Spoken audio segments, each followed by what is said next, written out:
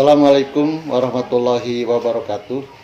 Para peserta didik baru SMA Negeri 1 Cibeber, selamat datang, selamat berjumpa dengan kami di SMA Negeri 1 Cibeber.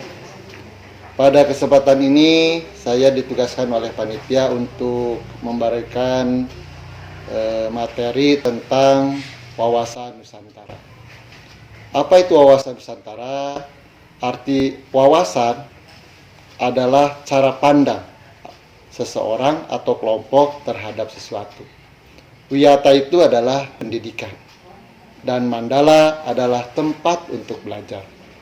Jadi artinya adalah cara pandang orang tua murid, cara pandang orang tua murid, guru, staf tata usaha, komite, dan masyarakat terhadap sekolah sebagai tempat untuk belajar yang mempunyai aturan yang disepakati bersama sebagai tempat pengembangan segala potensi anak.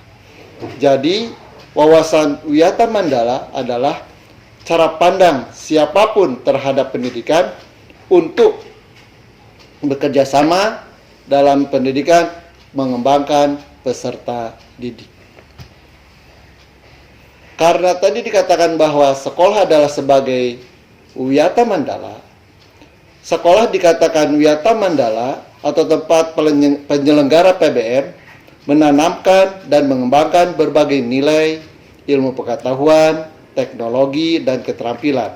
Sekolah merupakan lembaga pendidikan formal, tempat berlangsungnya PBM untuk membina dan mengembangkan ilmu pengetahuan dan teknologi, pandangan hidup atau kepribadian, hubungan antar manusia dengan Tuhannya, hubungan manusia dengan lingkungannya, dan kemampuan berkarya demi masa depan. Itulah sekolah sebagai wawasan wiyata mandala.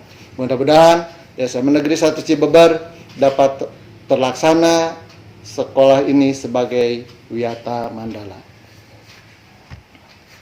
Ciri-ciri sekolah sebagai masyarakat belajar adalah harus ada guru dan siswa. Sekolah tidak dikatakan masyarakat belajar apabila tidak ada guru. Maka guru diperlukan di sini. Dan guru tidak dapat mengajar apabila tidak ada siswa. Maka siswa dan guru harus bekerja sama untuk mengembangkan potensi yang ada di peserta didik.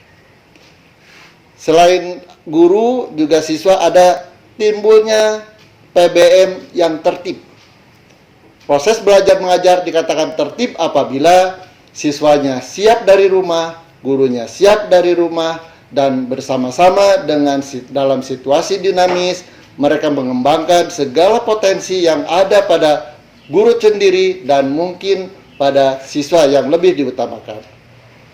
Yang ketiga, harus tercapainya masyarakat yang sadar, mau belajar, bekerja keras, dan memiliki daya saing, terutama dari siswa. Kalau siswa sudah sadar bahwa tempat belajar itu adalah sekolah, maka ketika nawaitu bismillahirrahmanirrahim dari rumah, mereka sudah disiapkan untuk menerima pendidikan dari gurunya dengan sukarela, dengan hati yang sadar, dan mudah-mudahan ilmunya barokah, bermanfaat bagi kehidupan di masa depan. Yang keempat, ciri sekolah sebagai masyarakat belajar adalah terbentuknya manusia Indonesia seutuhnya. Karena kita adalah suatu warga negara Indonesia, maka harus paham nilai-nilai yang terkandung di dalam Pancasila, dalam Undang-Undang Dasar 45, sampai dengan falsafah-falsafah yang ada di masyarakat di mana individu itu berada. Jadi itulah ciri-ciri sekolah sebagai masyarakat belajar. Nah, fungsi sekolah itu untuk apa? Fungsi sekolah adalah sebagai tempat masyarakat belajar karena memiliki aturan atau tata tertib kehidupan yang mengatur hubungan antara guru tadi, siswa, staf, kepala sekolah, komite, masyarakat, pengelola pendidikan dalam PBM untuk mencapai tujuan pendidikan. Apa itu tujuan pendidikan? Yaitu pendewasaan masyarakat belajar. Apa itu dewasa? nanti akan dibahas oleh pemateri-pemateri yang akan datang. Nah, tujuannya yang bagaimana? Tujuannya adalah yang sudah ditetapkan bersama. Apa itu melalui tujuan dari PBM itu sendiri, tujuan pendidikan itu sendiri, yang jelas bahwa fungsi sekolah itu harus dapat saling asah, saling asuh, saling mengasihi antara yang muda dan yang tua, yang berilmu dan yang tidak, si kaya dan si miskin, demi satu tadi itu, pencapaian potensi yang ada di diri masing-masing adalah bermanfaat bagi nusa, bangsa, dan agamanya. Jadi anak-anakku sekalian, kesimpulan dari kegiatan wawasan Mandala ini adalah karena keterbatasan waktu, mudah-mudahan ini dapat mengena di antara anak-anak sekalian.